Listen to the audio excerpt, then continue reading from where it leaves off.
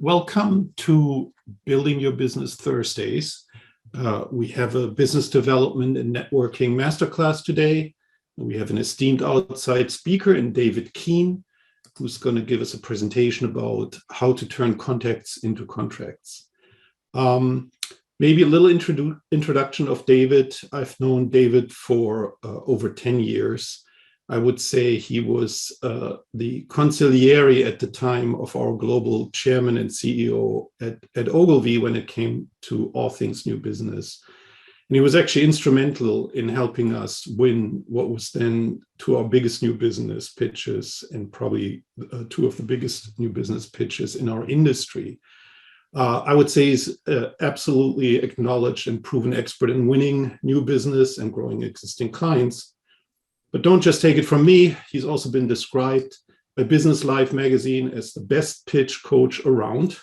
And on last count, he added over $1 billion in incremental revenue to his clients' top line results. But that's not all. David is also an author of 3 best-selling books. The first one aptly called Pitching to Win, which is all about pitching business. The second one, which is about what we would call upsell and cross-sell, called How to Win and Influence Profits. And the most recent one, which was just published, is called Catalyst, and it's all about using personal chemistry to convert contacts into contracts. I would say David is an insider, outsider expert. He really focuses on professional service companies like investment banks, accounting firms, management consultancies. He's not a lawyer, but he's worked with many law firms, including Linklaters, Mayer Bird, and Latham and Watkins. So he's very familiar with our space. Outside of work, David had just an ordinary life, just like the rest of us. He was kidnapped, held hostage for 18 months when he was 2 years old. He was shipwrecked at 4 and survived an assassination attempt at age 6. He is a trained ski instructor. And after he sold his first consultancy business, he moved to the French Alps for a while, worked as a chef, as one would. David has 5 children, is married to a Russian. And if you ever have a chance to have dinner or drinks with David, I urge you to take on that opportunity. I guarantee you have a very informative and fun evening.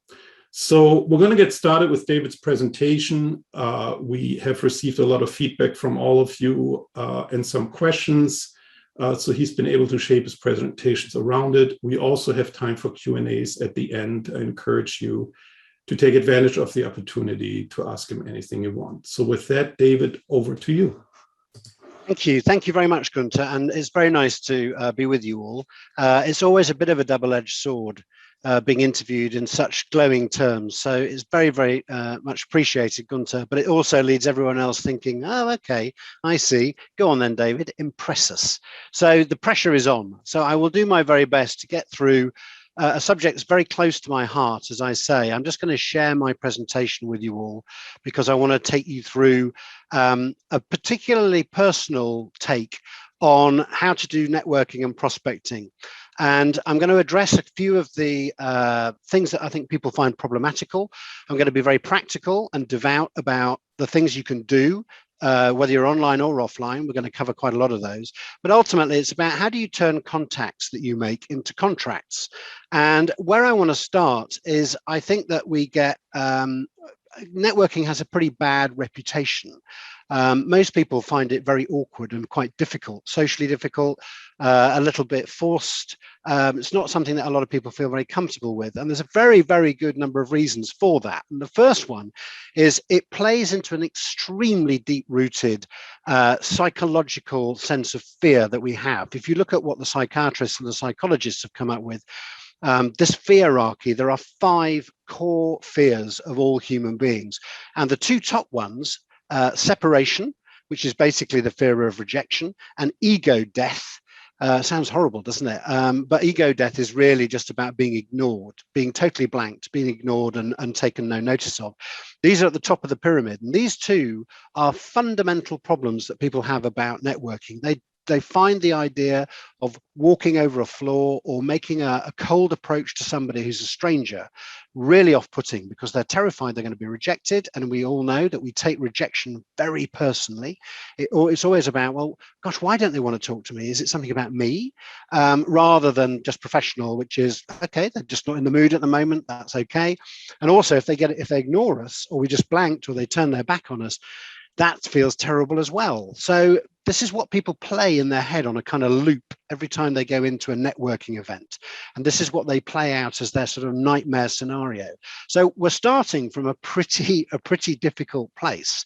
But if you then look at other things that we associate with that, there are people, I call them Anthonys, and I apologize to anyone who has the name Anthony. It's only an acronym. Please don't take it personally. It's just a way of remembering the sorts of people that we tend to think are natural extroverts, natural networkers. And my point with Anthonys is they're not. They look like they are, and they sound like they are, but actually they exhibit a number of habits, which is the exact polar opposite of what we should be doing when we're trying to make friends with strangers. So the A stands for all about me. That's all they talk about. They just think that it's important to transmit lots of information about them, fascinating stories, places they've been. They think they're the most important and fascinating person in the universe, and they think that everyone else thinks that too. And so they go on and on and on about themselves. That is not networking. In fact, quite the opposite. N, not interested in you. They very rarely ask you any questions. They're too busy transmitting information about them. When they do eventually allow you to say something, and maybe you talk about where you've just been on holiday in Lisbon or whatever, that reminds me, or it reminds them of when they went to Lisbon and the most amazing place they went to and the most fascinating time they had. And inevitably, the time that they had and when they went was far more interesting and entertaining than yours.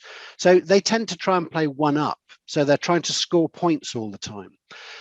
H stands for happy to talk over you. And these people, we've all met them, we all know them. They're the people that you bump into and you're just mid-sentence or mid-story, and they just talk right over you because they've suddenly thought of something far more intelligent to say or interesting. And you end up feeling, God, you don't even listen to anyone, do you? It's extraordinary. And then they're constantly scanning the room. If you are able to go out in real life and you are going to in real life networking things, then you'll have met these people. They're the ones that they're talking to you, but their eyes are always diverted just to see if there's anyone a bit more useful or interesting behind you in the room that they really ought to be spending their valuable time with. Don't be one of these people. These people are dreadful. And they never follow up. They never say thank you. They're very shallow. And apparently you are now one of the coterie of their 500 closest friends. It's an extraordinary sort of ego trip that these people go on. But these are the people that people think are natural networkers. They see them in operation and they think, oh, that person, they're just owning the room and they're going around. They're not. This is not how we network. And people like that are not really that effective. They sound like they are, and maybe they look like they are, but please don't be put off by them, because there is a much, much better way, a much more human way to be an effective networker. And that's what we're going to be talking about today.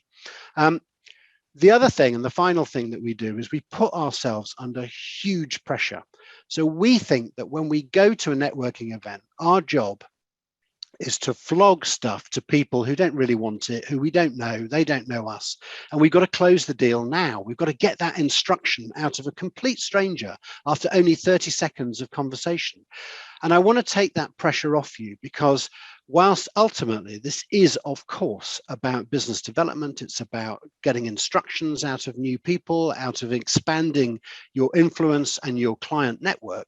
Nonetheless, I want to take the pressure off, because people do put themselves under this enormous pressure to close the deal now. And that is, again, not what we're about. Networking is not about getting stuff and an immediate result right now. It's a much longer game, but it's a very important game, because if you play it right, what you're building, if I can use the analogy, is people talk about a sales funnel.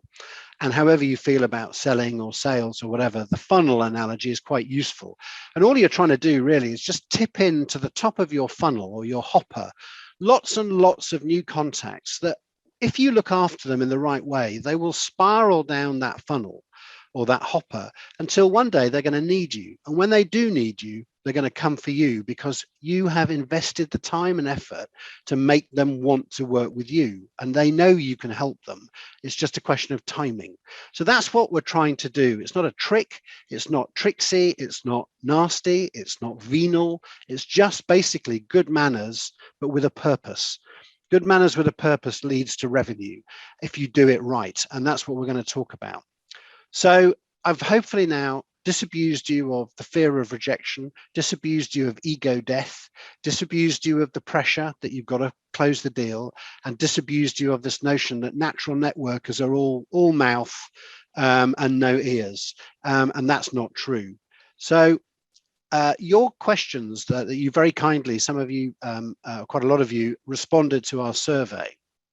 So the two big issues that you identified to focus on are, I don't really know how to do this stuff methodically. How do you do it? I can't, maybe I do it sporadically, maybe I do it when it occurs to me, but I'm time pressured, I'm busy. So I'm not quite sure how you do this in a systematic way. And the other question was, or the other issue was, yes, it's okay making the first move. And once I've made the first move, how do I stay engaged with these people without being a pest?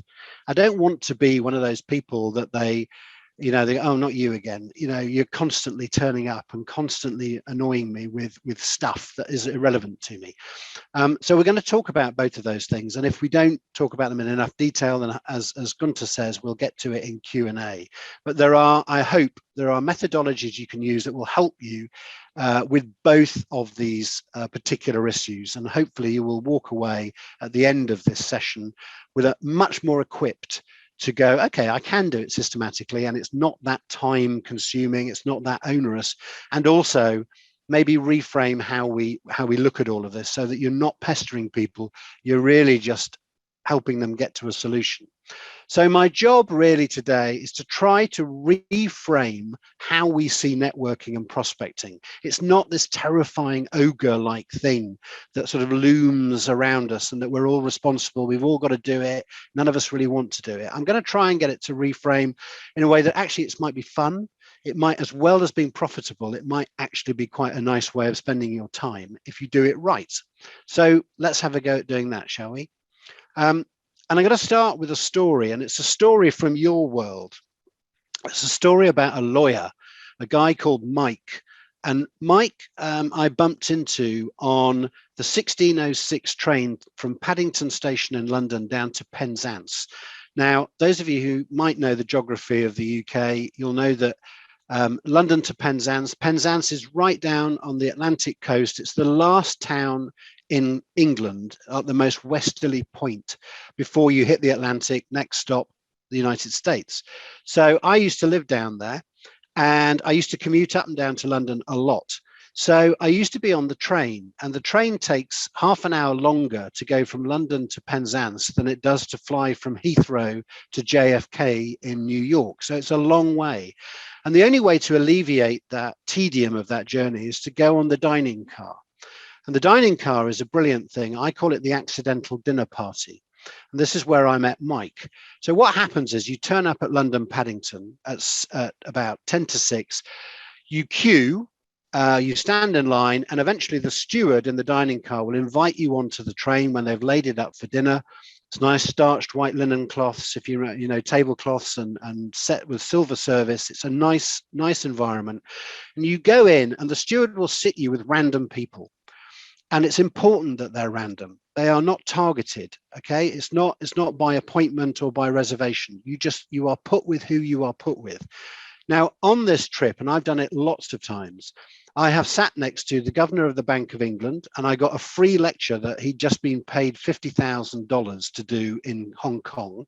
I've met with the emeritus professor of mathematics, who is 80 years old, from Cambridge, one of the colleges in Cambridge. And he was just about to go and do a skydive with his twin brother. I've met writers, I've met journalists, I've met lawyers, I've met all kinds of people, and that's the beauty of it. And this guy, Mike, was an attorney like all of you. And Mike was an attorney in a practice in London. And Mike was a masterclass in how to network. And I'll tell you why. When you're sitting around the table, there are 4 of you. None of you know each other. So Mike is a very good storyteller. He's a very convivial companion. And he will introduce himself. You all introduce yourselves. You obviously find out who does what and what line of work you might be in, where you're going, all of that sort of stuff. And then you get chatting. And over the course of the 2-hour meal, as you're sharing a bottle of wine or whatever you're doing at the end of the day and you're tucking into your food, Mike will have individual conversations with the people around the table. And he will often say, tell me a little bit more about what you do. And so obviously people, they've got the time and they've got the inclination. They say what line of work they're in, what industry they're in. And Mike, because he's a well plugged in attorney, he knows most industries in the corporate world anyway will have legislation that's coming down the track at them, maybe from Brussels, maybe internationally from Washington, maybe domestically in the UK.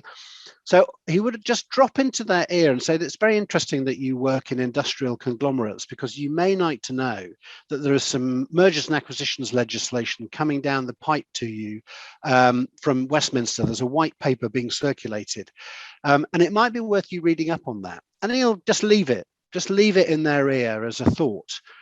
And then the magic happens. He doesn't touch it again. He doesn't say, by the way, I can help you with that. He doesn't say, I've got expertise in mergers and acquisitions, and I think if you need that help, I'm your guy. He doesn't do any of that. He just leaves it. And without fail, when people get their coat and hat at the end of their journey and they get up from the table, without fail, they all say, Mike, what you told me has really piqued my interest. Would it be okay if I took your business card? Would it be okay if I just had your details? Because I'd quite like to just follow up on this conversation. Would that be all right? Okay. Now look at the fantastic turnaround. He's not chasing them, they're chasing him. And all he did was help. That's all he did. And that is what networking is all about. I call it the accidental dinner party because it's random. And you just never know where the next lead, where the next possibility is going to come from. And he knows this, and he travels this train every week, twice a week. And he has picked up, because I asked him this, he's picked up so much business by doing this. It's his métier, it's what he does. So I wanted to tell that story because I think it's a beautiful illustration of the principles that really do work in the real world. And there's an important ingredient in it, which is serendipity. It's this randomness that's very important as well, which we will elaborate on. But when I talk about Catalyst, and this is the book that we wrote about it, because it's a very big subject and it's very dear to my heart, because really, if you're very good at networking and prospecting, theoretically, you should never have to pitch formally against competitors ever again. Because if you're good at this and you build that hopper and you help people down the hopper until the moment they need you, they won't go anywhere else. It won't occur to them to do that because you've built that relationship. You're bonded to them by now. Okay. And this is what Carl Jung, the great psychiatrist, the great psychologist, said. The meeting of two personalities is like the contact of two chemical substances. If there is any reaction, then both are transformed. And networking and prospecting is about creating change. That's what it's about. It's about changing people's perceptions of things, about changing their arrangements and their incumbent. So they don't want to work with somebody else. They want to work with you. Okay. And we called it Catalyst because that's the job of the great networker. It's to catalyze a reaction with another person, to get them into dialogue, to get them into rapport, to feeling that you're building a relationship with somebody who maybe is like-minded, who might have expertise that will be useful one day down the track. But more importantly than that, that you like each other. You maybe see the world in the same way. And that is an incredibly important skill. And it is a skill. And the great thing about it being a skill is you can learn it. It's not a gift from the Almighty. It's not something that some people are born with and other people are not born with. It's a skill and you can learn it. And that's vital because it means everybody on this webinar can do it. You just need to have the right tools to be able to do it really, really well. Now, I just want to step back a little bit because we've all lived through an extraordinary period in the last couple of years. It's been very disruptive. It's totally thrown challenges at us and new ways of doing business. This is one of them, online. But I want to talk about it because in the context of catalyzing relationships. It's very important to understand how reproductive strategies in evolution work. And there are only two. There are K and R. Now, K strategy is the reproductive strategy in evolution that is used by mammals and by humans. And what it really is when you invest very heavily in a small number of offspring. So if you have children, you have maybe 2 or 3, sometimes a few more, but there aren't that many of them. And we invest very heavily in them for years in order to help nurture them to adulthood. And that is a very severe investment, and it works particularly well in stable environments. So humanity in certain markets, particularly in the sort of more advanced economies, we have a stable environment normally, and therefore we can invest heavily in having children that we raise, and we take our time to do it. Our strategy is the opposite of that. Our strategy is the reproductive strategy used by the most successful species on the planet: insects, amphibia, and various other life forms like that. And of course, the coronavirus. Now, the reason that they use our strategy is because our strategy is random, R for random. And the reason is because the R strategy is the perfect evolutionary strategy to reproduce in unstable environments. So if you're a frog and you live in a pond, it's full of predators. It's a very harsh environment. The weather can get you, you're not protected. You don't have scales on you or big gnashing teeth. So you're pretty vulnerable. So what you need to do is you need to have as many offspring as you possibly can to spread yourself as wide as you can in order to guarantee that some of them will make it through. And in an unstable environment, particularly in the environment that we've got at the moment, which is economically unstable, it's geopolitically unstable, it's got hazard with disease, it's disease unstable, etc., etc. And the R strategy, where nobody really is quite sure what's going to happen today, let alone tomorrow, is the best new business strategy you can adopt. You need to get thousands of relationships going out there. And if you do, some of them will stick. Now, that may feel, well, that's a waste of time because I need to be targeted. I need to be scientific about this. There is a time to be targeted, and we can talk about that if you want. But right now, what we're talking about is networking. And you need to spread yourself as wide as you possibly can, because we just don't know where opportunity is going to come from today or tomorrow or in a year's time or even in 6 years' time. Okay, so the more relationships you get going at the top of your hopper, the more will come down. So that if you do it right, the idea is you'll get enough revenue stream coming into play every day that you won't ever have to turn on the new business tap, because it will constantly be replenishing itself if you get the R strategy correct. So to illustrate what I'm talking about, I want to talk about this, which is, remember the days when you went to networking events?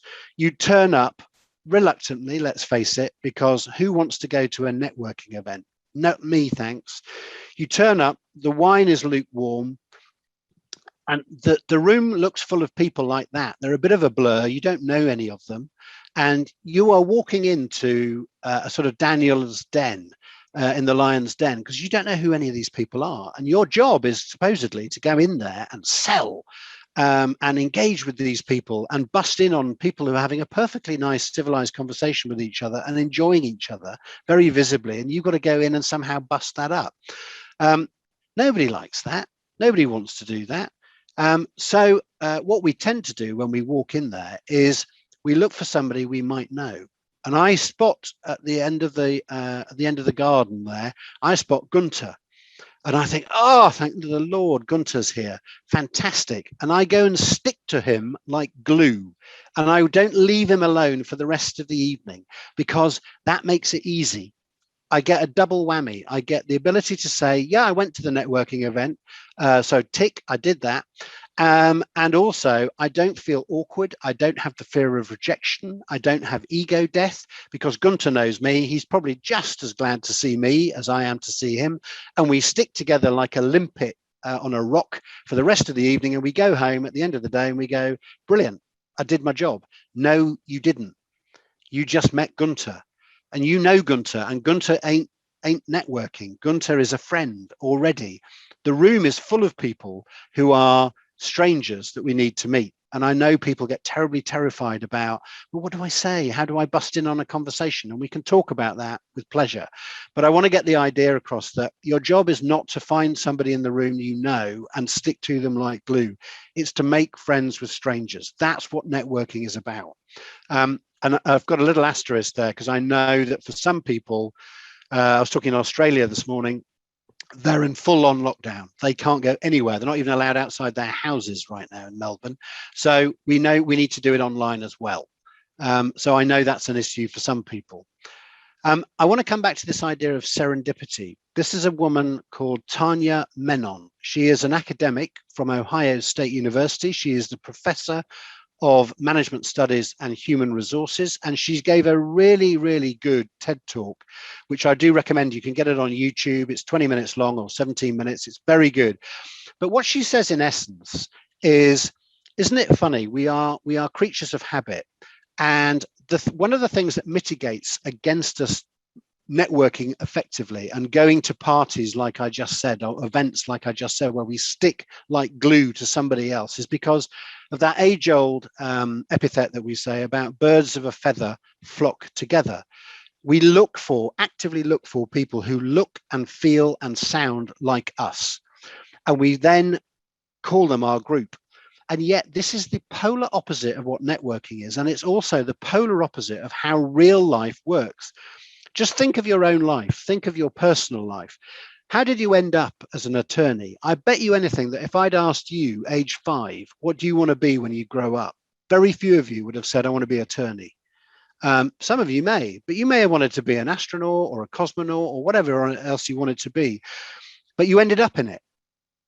And if you think about some of your best friends, many of whom you'll have known since college, how did you first meet them? I guarantee it was things like you sitting next to one of them in the first lecture at university, or they were your roommate and they were just randomly selected and you just ended up rooming with them on your corridor at college.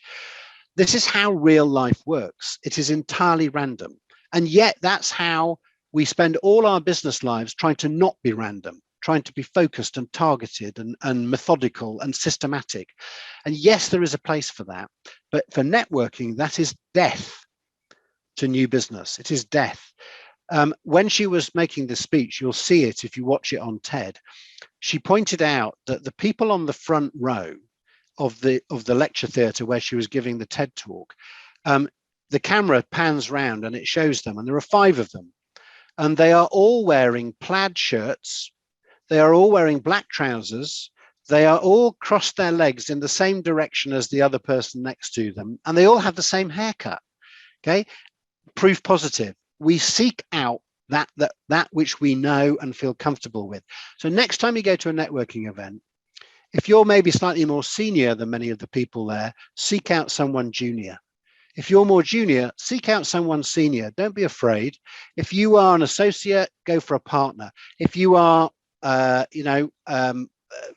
if you're into hip hop, go for somebody who looks like they might be into classical music. Mix it up a bit. Yeah, that way you break down the fear very quickly, and you might actually find somebody who's interesting as opposed to just like you. And isn't that worth doing? I'll give you a story just to illustrate it. This is a Qantas plane. I have a client who told me this fantastic story. He was a Sydneyite, came from Sydney in Australia, and like a lot of Australians, he wanted to come to Europe to have a kind of couple of years walkabout and see what the life was like on the other side of the world. So he checked in, and his bag, his suitcase, was overweight. So they said, I'm sorry, you're going to have to pay excess baggage. And he was a student, so he didn't have the money. So he said, well, what do I need to do? So they said, take out as much as you can and wear it. And so it was 34 degrees in Sydney, and he was flying to London, and London was 4 degrees at the time. So that's a lot of clothing he was taking with him. So he put on 6 layers of clothing, and then he sort of stumbled onto the plane and squeezed down the aisle to the very back to where his seat was. And there was a woman sitting in the window seat, and he had the one next to it. And so he then spent about 10 minutes taking all the layers of clothing off, as you would, and stuffing them in the overhead locker. And eventually he got down to his running shorts and his t-shirt. And the woman in the window seat said to him, "Oh, why stop there?" Having watched him strip off. And he sat next to her, and a year later they were married. That's networking. That's real life. That's what really happens. Happenstance, coincidence, yeah, stuff that just, the stars align. And I promise you, that is the secret of networking, allowing that to happen, not closing down the possibility. So I tell that story because I think it's a beautiful illustration of the principles at work. And you will all have a story like that. When something happened you didn't expect, you went to a party that you didn't really want to go to, and yet you met the person who changed your life. Or you didn't go to an event and you know that you missed out really badly because people who you did know loved it and had a great time. So, we need to be open to this sort of stuff. So the question is, how do you do it well? And how do you do it well, particularly when you don't have much time? So this is where we start getting practical. Before we go into that, I want to have two caveats. One, and I want you to eliminate these. These are really important prerequisites for being good at networking. Just because you need new instructions and you need new revenue doesn't mean that all the clients out there have to abide by your priorities. That's not their job, okay? Just because you've got a priority for it doesn't mean that they do too, okay? And we'll talk about why that is in a minute. And the second thing is, we talked about this hopper, this funnel, okay? All you're trying to do is get enough stuff coming in at the top that as you nurture it down the funnel and down the hopper, when it comes to the fact that they think, I need someone to help me with this, who do I know? They think of you because you've been the one that's looked after them for the last few weeks, months, years, whatever it takes. The bigger the instruction, the longer it'll take normally, okay? But that stops you being an ambulance chaser, and it starts you being a methodical business developer. And if you do it really, really well, it will make a massive difference to your personal and your corporate fortunes. So these are the truthful facts about what networking is. The currency of networking is not greed, it is generosity. It is not receiving, it is giving. Okay, and I love this idea that networking is acting with trying to advance another person's agenda, not your own. It's a massive mind shift. It's a 180-degree turn from how we normally go into things. Remember Anthony, who I was talking about? He doesn't do that. Anthony is only interested in his agenda, and you are there to serve his agenda. Okay. That is not good networking. Good networking is advancing other people's agendas. But in order to do that, you need to find out what that agenda is. And you do that by asking, by staying close to them. So here you go. For all of those who you think selling is vulgar and horrible, and I'm not a salesperson, I don't want to be a salesperson, great. Stop thinking about it as selling and start thinking about it as just helping. That is all you have to do. Help people. If you help them for long enough and you help them in a constructive way because you have expertise they may need. I'm not asking you to give it away. I'm just saying lay a little trail of breadcrumbs that leads them to your door by helping people. Be like Mike on the train in the accidental dinner party. That's all he did. He just chucked stuff out there that he knew was going to hit their business so that they could then go, that might be an issue. I better find out a bit more about this. Who better to ask than Mike? Yeah, that's all he did. He just helped people and they did the rest. And it's as easy as that. Some golden rules. Turn up. Simple, isn't it? If you're invited to go to something online or offline, turn up. Show up. Somebody said very famously that 90% of life is showing up. And it's true. If you don't show up, nothing will change. Absolutely zero. But if you do show up, miracles can occur. But the big trick, and this is where most people fall down, is you have to keep on turning up. Once you've got the relationship, once you've made the connection, you have to keep on going. in a systematic way. And if you do that, and you do it imaginatively, and you do it persistently, and I don't mean every day, that would be annoying. You do it in a relevant way. Keep on being there. Keep on being around. When they need you, they will call you, not the other guy, because they know you. And we like to do business with people who we like and who we know. We do not like to do business with strangers. Okay. I like this one particularly. Be the person your dog thinks you are. Now, some of you will be dog owners, some of you won't, but I think everybody probably knows that a dog, when it sees its master or its mistress, is always wagging tail, comes up to you with leaps and bounds, very excited, wants to be with you. Okay. That's because they think that you are amazing. You feed them, you play with them, you exercise them, you're their best friend, they want to please you, okay? So be the person your dog thinks you are. When you're out there in the world, online or offline, and you're on show and you're making friends and you're catalyzing relationships, be warm, be responsive, a big smile, be welcoming, yeah? Don't try and be the cleverest person in the room. Nobody wants that. Just be fun and engaging and maybe light-hearted. Not always easy for everyone. Some of us are more serious than others, and that's fine too.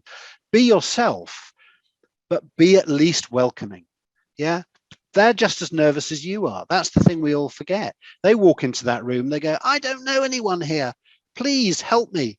And if you are the one that walks up to them and say, it looks like you're, you know, maybe you don't know anyone, I'd love to say, hi, how are you? I do this all the time because the more I do it, the easier it becomes. Okay, so just try it. Don't rush the relationship. This is about not trying to close on the first deal. Lay it out there and then leave them with it. Okay, and just keep turning up every now and again just to say I'm here. Yeah. Build a people base, not a database. Businesses are always talking about databases and data and, you know, audience segmentation, and of course that has its place. I come from the marketing industry, of course it does, but when you're doing your personal network, don't think of it as a database. It's a people base. It's individuals. That's who we're building relationships with. If you start to think of them as amorphous generic numbers, you won't be a good networker. That is not how networking works. That's not what human beings respond to. They respond to the personal. So have a people base. Be a storyteller and a story listener. There are loads and loads of courses on storytelling. It's the big vogue thing now in communications. I haven't seen a single course on story listening, not one. And yet we're teaching everybody to be Antonies, and we're not teaching people to be humans, which is tell me your story. Everyone I've ever met on planet Earth, everyone without exception, has a really interesting story. I once met a guy who was the most boring person I thought I'd ever met. He was an accountant and he was selling me a dot-com business, and he wanted to trade equity for advertising help. And after 20 minutes, we ran out of conversation. So I asked him the question, what did you do before you were the CFO of this company? And he said, I was a Mujahideen guerrilla fighter in the Afghan hills for 3 years, fighting the Soviet Union forces. We were there for another 2 hours. Okay, that is a story. Everyone has one. You just need to ask the right question to unleash it. And when you've got it, you're in. And then finally, many of you I know will have heard of a particular hero of mine, Jerry Seinfeld. Jerry Seinfeld, probably the most successful comedian on the planet. After a gig, an aspiring comedian went backstage and got some time with Jerry Seinfeld. And he said, Jerry, I hope you don't mind me asking, but I need to make better jokes. How do I do that? And Jerry Seinfeld said a very simple thing. He said, buy yourself a calendar and write jokes every single day. And every day that you write jokes on your calendar, mark a big red cross. And eventually you'll end up with a whole series of big red crosses, and your jokes will, you will be writing better jokes. He didn't focus on the result, which is what we all do. How much revenue are we going to bring in? He just focused on the process. And that's what we all need to do. So I would adopt the Jerry Seinfeld strategy. You need to do something every day. 5 minutes isn't enough. 10 minutes, not really. 15 minutes, you will change your world. I promise you. 15 minutes a day doing this stuff, you'll be able to reach out to new people. You'll be able to reconnect with old people that you know. You'll be able to stay in touch with the people that you need to be there for when they need you. 15 minutes a day is all it takes. Okay, a bit like, people will go to the gym. They'll do a lot more than 15 minutes, but this is your future prosperity. So investing in it is a really, really good idea. And if you have a wall planner, I recommend that you do a 60-day plan and you do something on new business and networking every single day. And if you do that, psychology again tells you that to change a habit takes 66 days. So if you do your 60-day plan, you're pretty much there. You'll have got in the habit by the end of doing it. And I promise you it will work. I promise you it will work if you do it regularly. So those are the golden rules. How are we doing? We're doing good.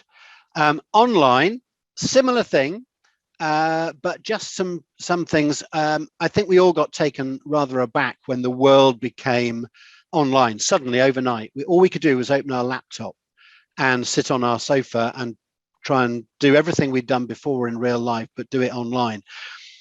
Networking online, a lot of people will find that very, very scary because you can't read the body language particularly. It's a very remote thing, etc. But online has very peculiar advantages, and it's a very useful tool. So first one is scale. You can now reach thousands of people every day if that's what you want to do. You can reach a huge universe, and you can also generate conversations by micro-targeting and generate intimacy on a one-to-one. So it does both.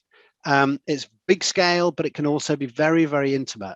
We probably all know entrepreneurs who have started businesses in the last 2 years online, where none of the suppliers have met in real life. They're all virtual.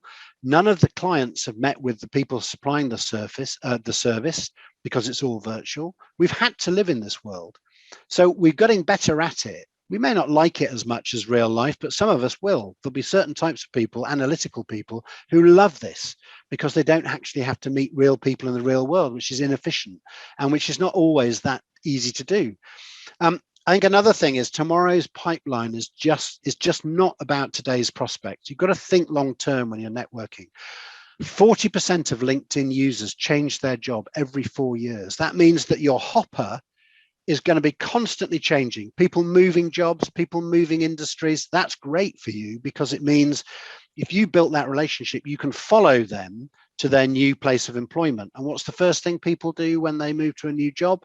They shake things up a bit.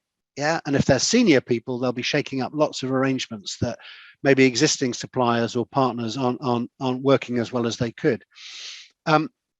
We talked about relationships versus transactions, but I do think this is a very important point. Be very careful. We're all very careful, and we all monitor our children to make sure they're not spending too much time online. Yeah, we don't like it when they're just on screen time all the time. It's not good for them. It's also true, don't just be careful about how you spend your time online, be very careful about how you spend your client prospects' time online too. So don't be one of those people that just inundates lots of people with stuff. That doesn't help. Okay, it's much, much better to give them a unique angle. Yeah, share stuff that they have produced. Take an interest in what they are interested in online on LinkedIn, see what they follow, and then comment on it. Yeah, add value to it. Be interesting as well as interested. Don't always talk about work. You know, LinkedIn, even though it's a business medium, it's still a social medium.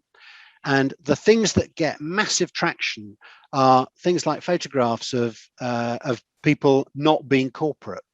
Yeah, of being themselves, of being authentic. If we've learned one thing in this lockdown and the pandemic, it's be authentic, be real. Don't be Superman or Superwoman. No one buys it. It's not an interesting story. Okay, so you can be human on LinkedIn, and people like that. They respond to it positively. And have a point of view. And to do that, you need to be well read, not just in law, but in the industry that the person you're talking to is interested in. Aviation, charity, whatever it is, pro bono, whatever it is, environment, sustainability. These are the sweet spots where you can add value and really help them by pointing things out to them they may not have seen or may not have known about.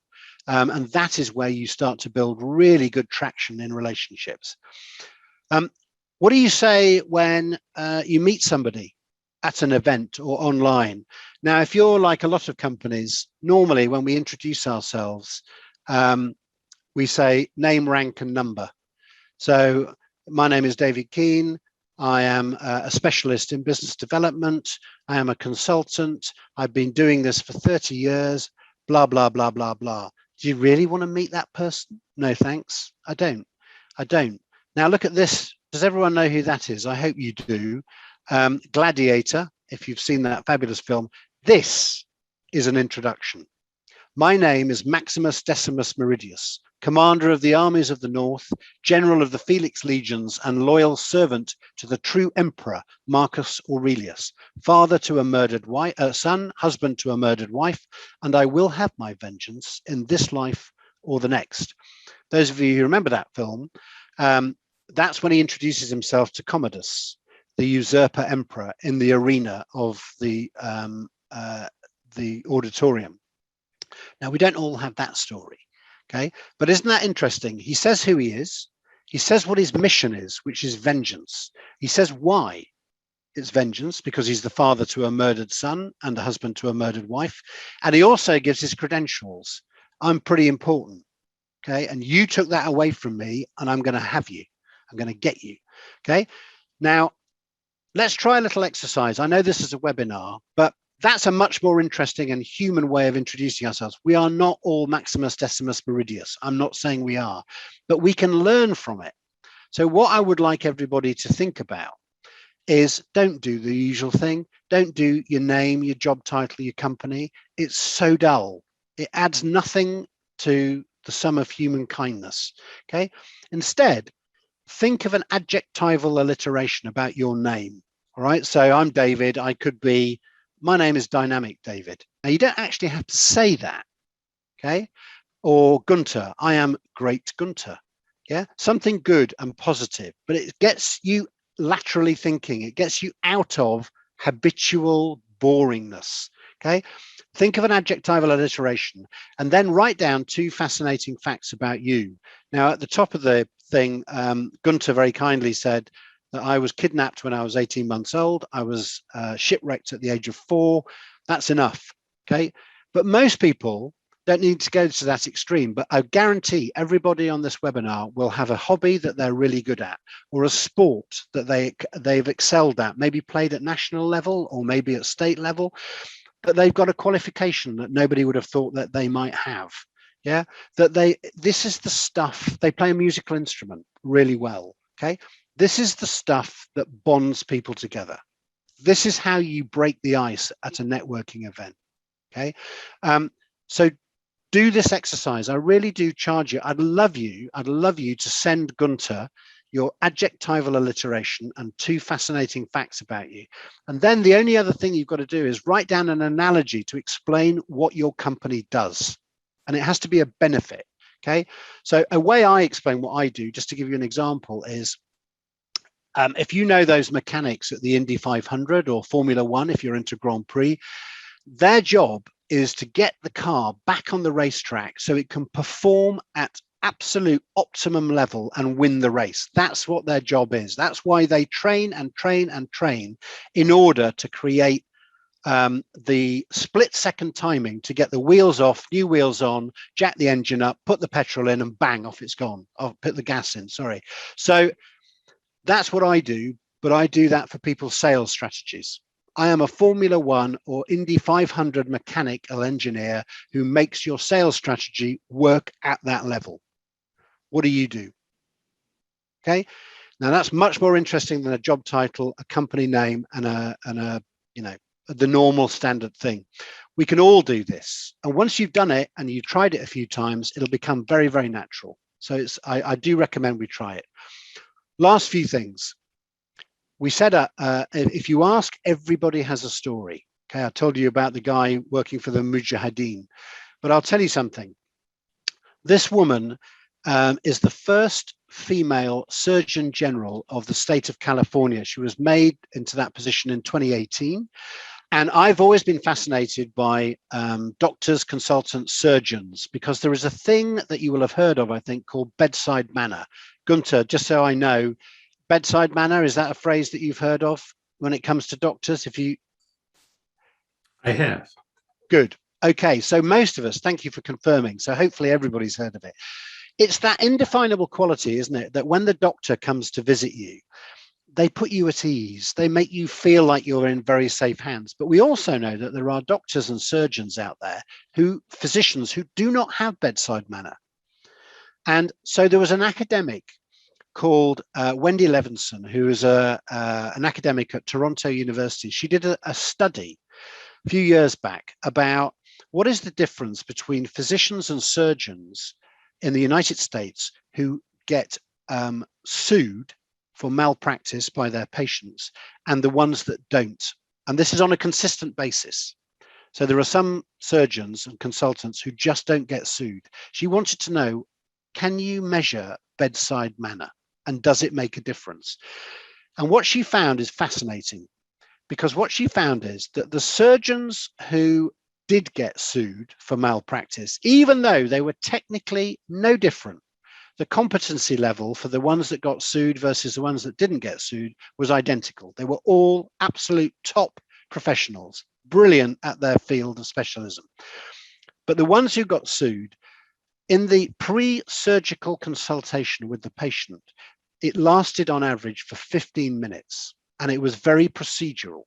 So what they did is they would tell the patient what they were going to do, what the procedure involved, what the recovery program would involve, and how long the whole procedure was going to take and what medication was going to be used afterwards. Okay.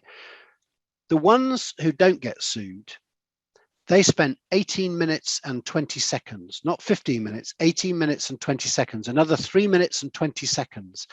And in that time, they use the time to do bedside manner. And what that means is they say to the patient, they ask, tell me how it feels with this condition. Tell me how you feel about the surgical process. What is worrying you? What are you hopeful of when you come through it? And let me tell you about the process we're going to do whilst you're under anesthetic. I'm going to tell you what we're going to do, and I'd like you to ask me any questions you have. I'd be delighted to answer them. And they do it in a facilitative way. They don't get sued, the other guys get sued. That's what bedside manner is, and it saves billions if you can do it, and it only costs 3 minutes and 20 seconds. So you need to be a good story listener and you need to ask questions. And if you ask questions, you'll get the other person speaking. And this is a great quote from Rudyard Kipling, one of my favorite writers. I keep 6 honest serving men. They taught me all I know. Their names are what and why and when and how and where and who. Ask questions. In the book, at the back of the book, we have a toolkit. And in the toolkit are loads and loads of questions you can ask people, either at a networking event to get them to open up, or in a meeting to help them explain what they need. And once you know what they need, that's where you come in, because you're the expert. So questions are the key. Always ask questions. Don't be an Anthony. Stop telling them about you. It's not interesting. Tell them about themselves by asking them really good questions. I was going to say, but it's a webinar, so maybe one good exercise that we could do would be write down 3 open questions you could do, a bit like the bedside manner doctors or physicians. What could you ask somebody that gets them talking? What did you do before you did this? Why are you here tonight? Yeah. What were you hoping for from this event? Those kind of things. It gets people talking. Once they're talking, they won't stop, because they're normally Anthony's. So that's great, because you want that. You can listen to what they say. Last 2 charts.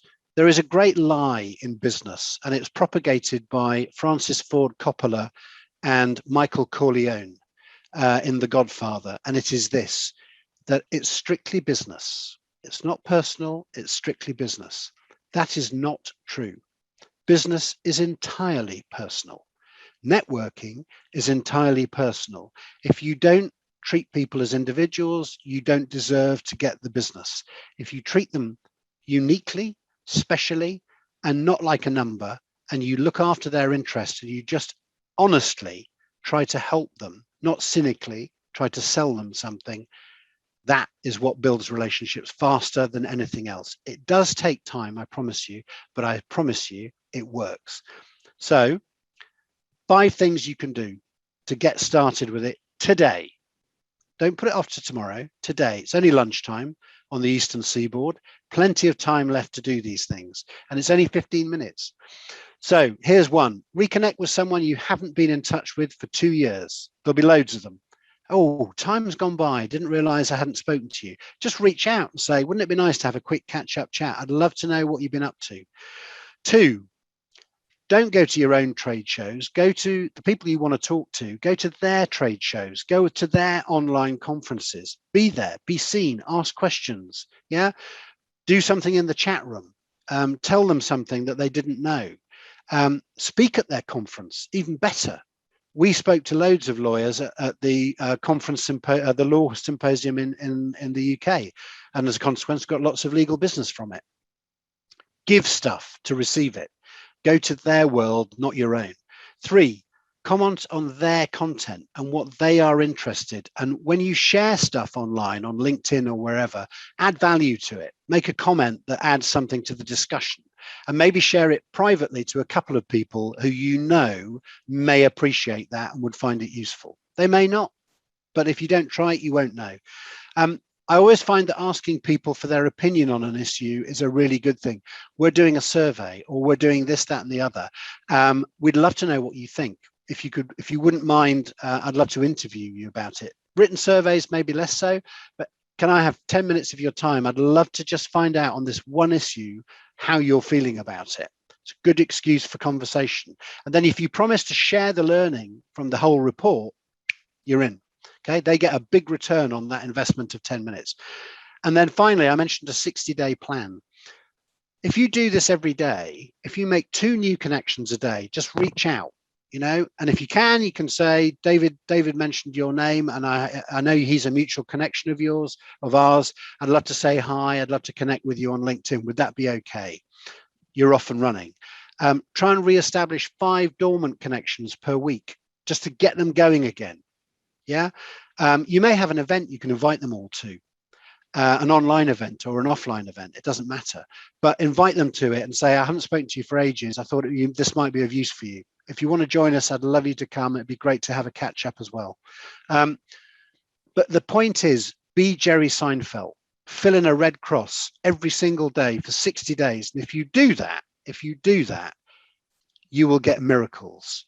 Because if you light one flame, they'll light another, then another, then another, then another, and you will end up with a very lovely hopper, and you will be, like me and like Gunter, a catalyst. There we go. Gunter, back to you.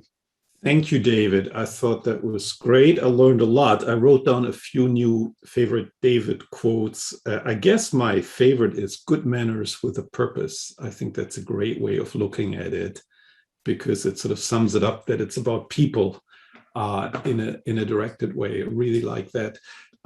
We have a couple of questions here that come up in the chat line. And one thing I just may suggest that we will capture all the questions that we get, and we will share back the questions and David's answers to everybody who participated. So even if we run out of time or people have to drop off because they have their next commitment, they will see what people asked and they will get an answer. I think that's fair. Does that sound good, David?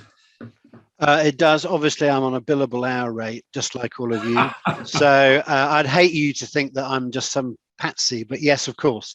I'm very happy to help. That's what I want to do. I'm here to help. Excellent. So let me go to, I somehow have 2 chat lines open here. First question was, will we get a copy of the slides? As long as you put them through your intellectual copyright team, yes, you've got them anyway. I think I sent them, yeah. So you've got them, and I'm very happy to share. Yeah.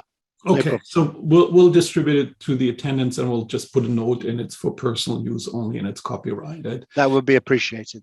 Thank you. Second question I have here is, how do you leave someone you have just met with an understanding of what you do? So what they so let me just so that when they need help, they know what you do.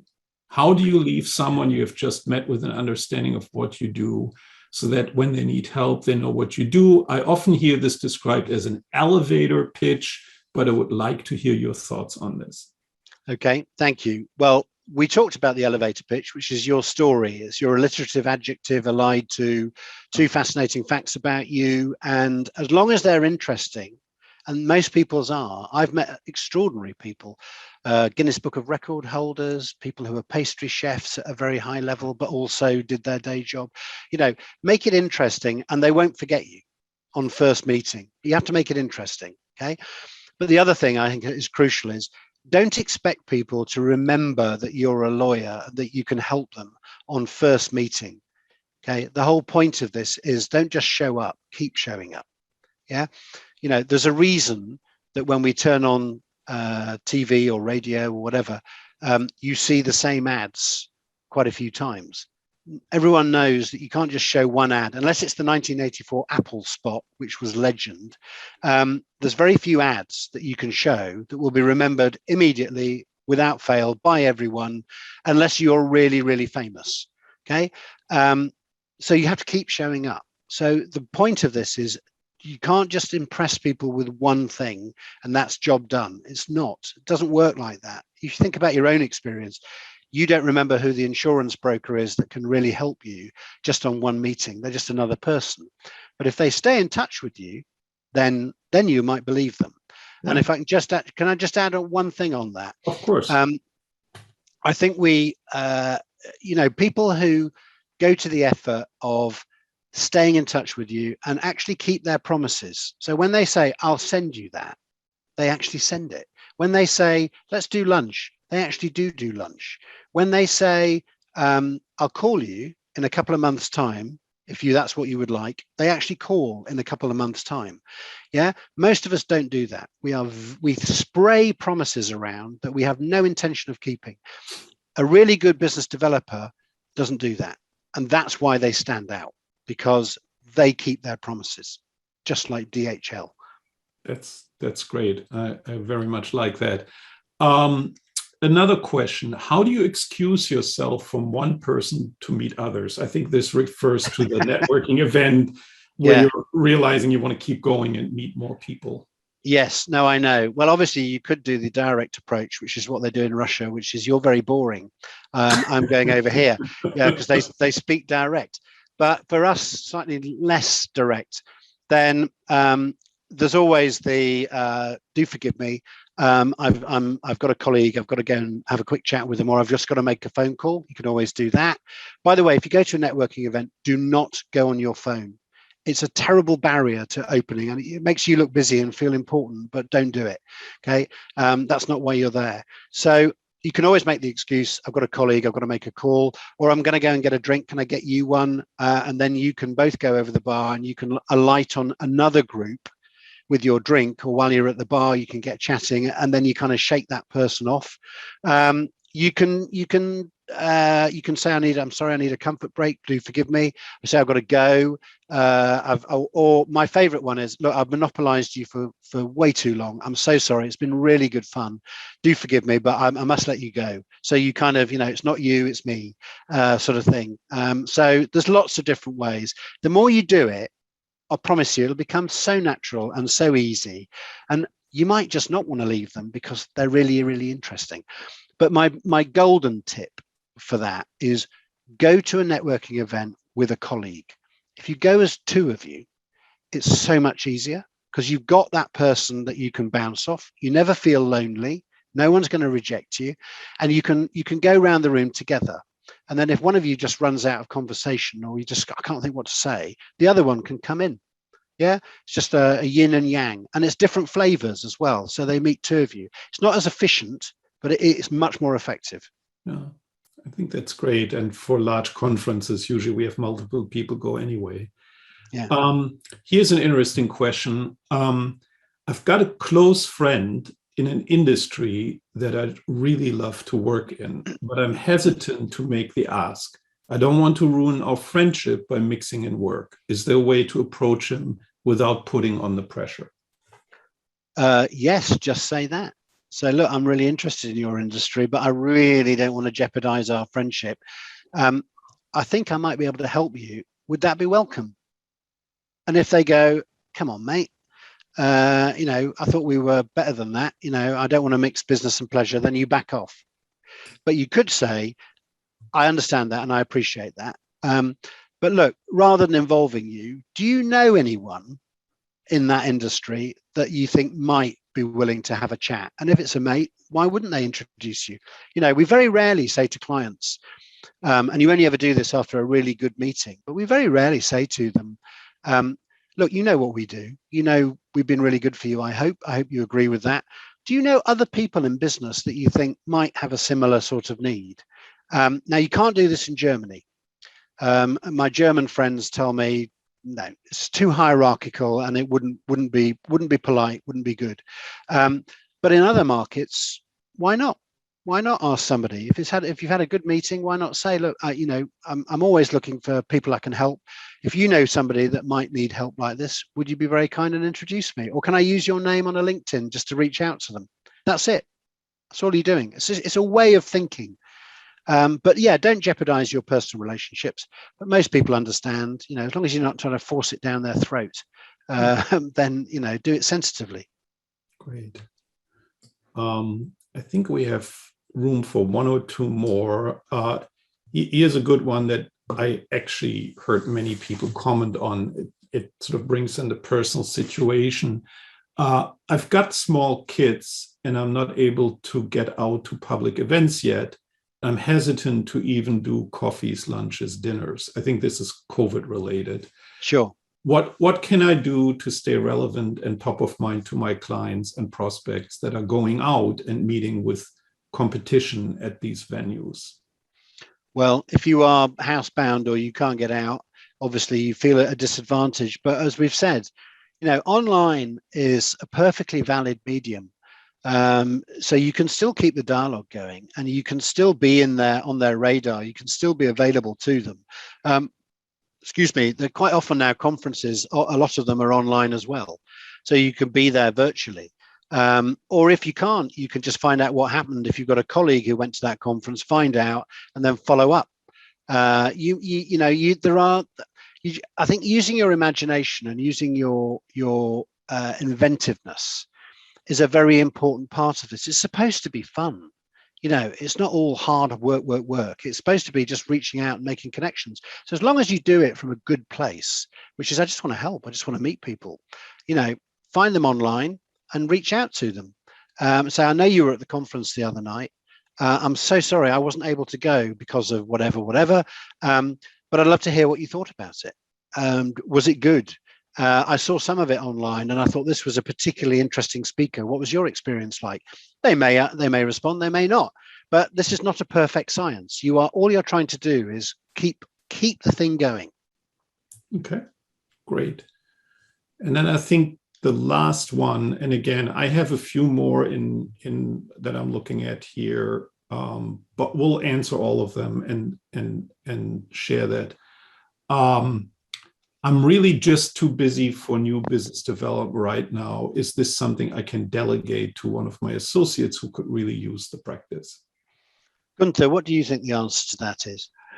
I would say you should never delegate it. I think including them or helping them to learn, but I don't think you should ever delegate this. What do you think? Well, why would you deprive yourself of such fun? Yeah. Why would you do that?